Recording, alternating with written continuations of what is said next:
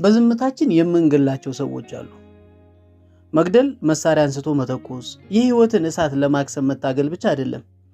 ቃላት በሚያስፈልጉበት ቦታ፣ ተግባር በሚፈለግበት ቦታ ምንም አለማድረግ፣ ዝም ማለት ይገላል። ውሃ ያላጠጣ ነው፣ ለፀሐይ ያላጋለጥ ነው አበባ መጠውለጉ አይቀርም። ስላልቀጠፍ ነው ብቻ ይኖራል ማለት አይደለም።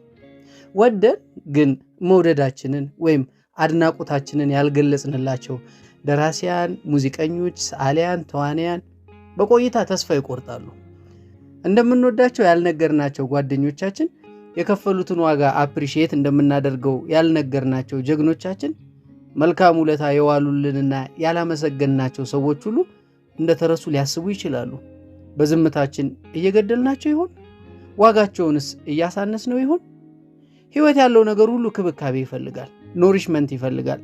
ፍቅር፣ አክብሮት፣ ድጋፍ፣ ጸጋን ማካፈል ሁሉ ይፈልጋል። አዎ ዝምታ ይገላል።